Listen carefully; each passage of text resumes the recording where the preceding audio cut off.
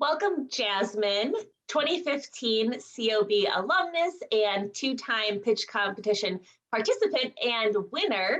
Thank you so much for speaking with me today. I'm really looking forward to hearing about your experiences during the pitch competition as well as your time at the COB. So thank you so much for joining me this morning.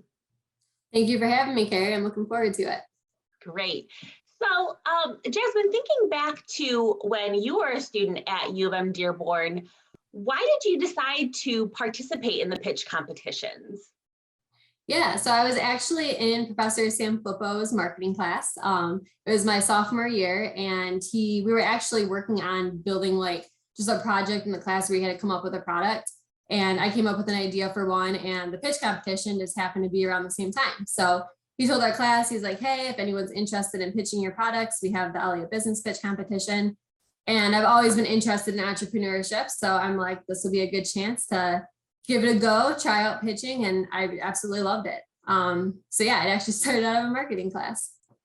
Great. And so can you talk a little bit about the ideas that you pitched?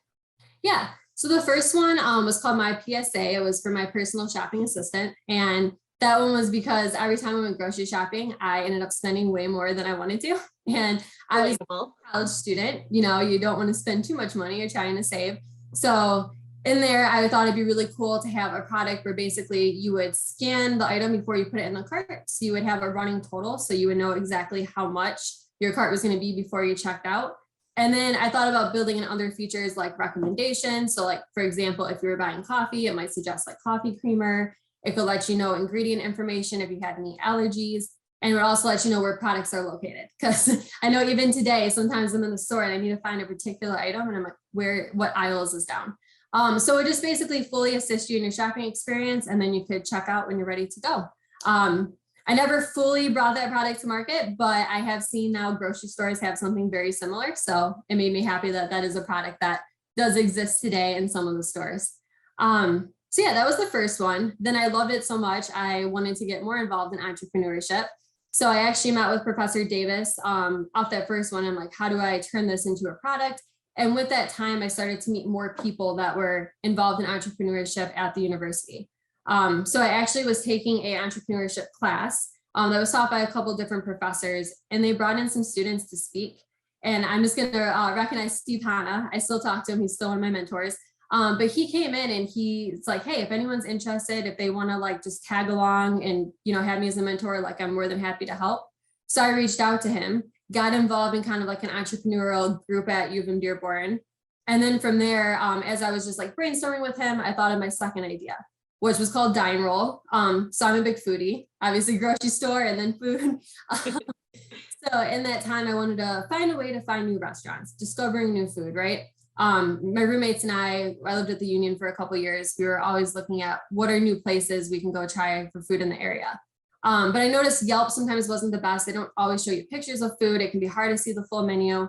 So what I wanted to design was a mobile app where someone could log on and they could find food in their area. They could search by distance, they could search by price range, type of food, and then it was all completely visual. So everything would have images. So say it's 10 o'clock at night and you want to go get some ice cream. You could search by dessert and find ice cream in your area. You could see real pictures of it. And then it would have directions to the place. So those are my two ideas. But yeah, it was a lot of fun. Really cool. Excellent ideas. Thank you. I wish I thought of those. So Jasmine, you talked a little bit about being interested in entrepreneurship, and one of the things that we often try to teach students is having an entrepreneurial mindset or being entrepreneurial. So when I say entrepreneurial or having an entrepreneurial mindset, what does that mean to you? Yeah, so I think it's just bringing out your creative side. I knew really since like middle school, I wanted to be an entrepreneur. That was always what I wanted. I didn't want to work for someone. I was like, I want to create my own ideas. So I kind of had that before I got into college, and then being in business school, so many people are, pitching ideas and coming up with new things. So then I just really started to get in the groove of, I can actually do this. It's not just a dream. I can actually start implementing it. So for the mindset part, I feel like it just kind of came naturally to me. I always am thinking of like, what are ways I can go outside the box? How can I do things like a different way without having to do what just currently exists? So I think it was more natural, but I definitely learned from all the classes I had. And then I actually became part of Tech Town, which is one of the incubators down in Detroit. And that's where I really was able to take off even past that and get more of the entrepreneurial mindset and how things work. Great. And so kind of shifting back to the pitch competitions, what are some of the skills and experiences that you think you got from participating in those? So a big one is speaking, right? We all get a little nervous when it's time to speak, especially when you're like younger and kind of going through it for the first time. So I learned how to present, be comfortable presenting, being able to talk to people. So I think that was a big one. Learning how to deliver an idea, right? So being able to be clean, to the point, being able to describe exactly what you're imagining, because often in entrepreneurship world, you might not have a hard product or a service fully baked out yet. So being able to deliver your vision to the audience was like a big part of learning that. And then being able to read your audience too, right? And, you got to make sure if you're pitching to certain judges, what are their, what's going to be best for them and different ways like that and curating it. So, and I think the biggest thing I learned in all of it was being able to talk to anybody. Because, I mean, it can be intimidating when you're, starting out. And after I took DineRoll to, I pitched it at Startup Weekend, which is another area that happens around in Detroit, different areas around the world. And when I pitched that and was able to build a team, we had to actually be on the ground and go talk to restaurants to see if they'd be interested in DineRoll. So at like 20 years old, I'm like walking into these restaurants, saying, hey, can I talk to the manager here and the owner and pitch them an idea? And at that point, you're not afraid of failing anymore and you just can talk to anyone. So sure. They're people skills. Yeah. Great. And so thinking about how you, went and talked to some different restaurants and pitched your idea, did you find that your idea kind of evolved from that based on, getting feedback and hearing from different perspectives? Yes, it definitely did. You would not believe how many restaurants actually don't have pictures of their food. So wow. That was another thing that was big because it's like, how do we get them to cook their whole menu and take pictures of it to get it on the app to onboard? So we kind of flipped that to being more of an user generated content because we know, big with social media was also big at the time with Instagram. People love to take pictures of their food. So we thought it makes sense for people to just curate the content themselves. So that formed into like another phase of it. So actually, I teamed up with our computer science school. They always have to do a senior project. So I was able to get 5 people there that actually worked on a dashboard where the restaurants could log in and they could be able to verify the photos, right? Because we didn't want any bad photos of food or that just didn't look good that the restaurant didn't want. So that kind of flipped the idea of, restaurants will just give us all the information to let's make this user generated content and let's have the other dashboard that restaurants can improve on. Awesome. And I love that you collaborated with, another unit on campus and kind of bringing those different perspectives to your idea. That's great. So can you talk a little bit about how, outside of the event, how do you think the experience kind of applied to maybe some of your other coursework or even, after graduation in different jobs? Yeah, so for coursework, I actually was able to use DineRoll for a couple different classes, which was really cool. So even with my project management class with Professor Keys at the time, we had to, each take a business and do a project management outline of the scope and how long things were going to take. So I was actually able to use my startup DineRoll for that. So that was really cool. I was also able to use like different rooms on campus to rent out for like my startup team to meet. So when I did Startup Weekend, I actually was able to form a team of developers and graphic designers. So then we were actually able to get like a beta version built out where we could put it in someone's hand. And, we actually walked around Detroit and Campus Martius and we were like, hey, like take my phone and play with this app, like give me your feedback. So that was really fun. And then past that, it just really kind of went into different things. So after I did DTX Launch Detroit at Tech Town. That was my very first incubator program. Really, really cool. During that program, I ended up going to a lot of there's a lot of food startups in Detroit, right? With, different chefs that are, renting out kitchens, doing pop-ups.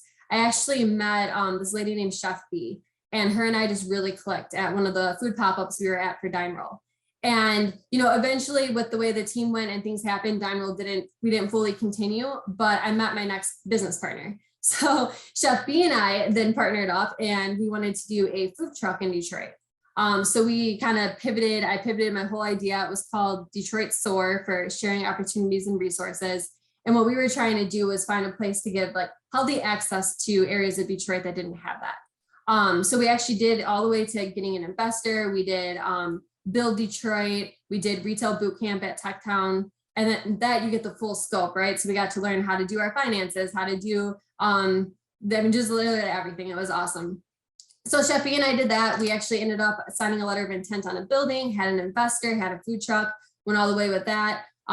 Eventually I decided that it wasn't for me. I love food, but I didn't like as much being on like the food management side. So I pivoted into corporate jobs, which I didn't think I'd ever say I would do. But I'm learning a lot here too. So right now, actually at my current job, I was actually able to create a role that didn't exist after being here for a couple of years. And I don't think I would have been able to do that if I didn't have the entrepreneurial mindset. I was able to identify a need in our business for Google Analytics specifically and what our competition was doing around us. I pitched the role just like I pitched at the business competition.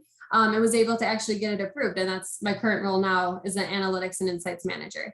So it really carries you, through your whole life. One more thing I want to add to that, I also do freelancing. So on the side, that's like my own little side hustle right now that I have. So it never really dies, right? When you do entrepreneurship, it's always encompassing your life in different ways. Sure. Yeah. And I think that you have given such incredible advice and insight in this conversation so far about the importance of pivoting. And, even if you have an idea, it can evolve and it can lead to other paths and connect you with great people. And you can use entrepreneurship in so many different ways. It's not just starting a business. It's not just creating a product, which I think is so great. Given that you've already given so much great advice, do you have any other advice for students competing in this year's competition? Yeah, I think first most, just have fun with it, right? It's supposed to be just a really fun time for you to be creative. Secondly, do not be afraid to share your idea. That is one thing that I think a lot of people say with entrepreneurs, like, oh, someone's going to steal your idea. You can't tell people, like, keep it really close knit. But actually, it's really good to tell people your idea because you can get your feedback from it. And also, even though someone else might be able to try to steal an idea, if you don't have the passion behind it, they're not going to do the work to carry it out. We all know entrepreneurship is hard. It takes a lot of dedication, and just make sure like you're not afraid to share it. And then also, they always say fail fast. So understand when maybe something isn't going the right way and you can fail fast, pivot, and just keep going in a different direction. That's great. And, Jasmine, why do you think that it's important for students to participate in events like pitch competitions while they're in college? Yeah, so I think it prepares you for the next stage of life, right? We're all in college to try to get, jobs after or to create your own business. And participating in this kind of gives you a safe space to start out, right? You can learn you can make mistakes and it's not a big deal, right? You're learning to talk to people, you're learning how to pitch an idea. And then when you go into your next jobs, I know at my job, I'm talking to clients all the time. So that pitch competition actually helped me get the skills to be able to now talk to clients, be comfortable, understand their needs. So I think it's just important to set you up for later on in life. And then also I would say with entrepreneurship, we know with everything with COVID and all that stuff, like the world kind of got shifted, right? Like some people lost their jobs, some people switched jobs. I think being an entrepreneur kind of gives you that security that, you can always do something.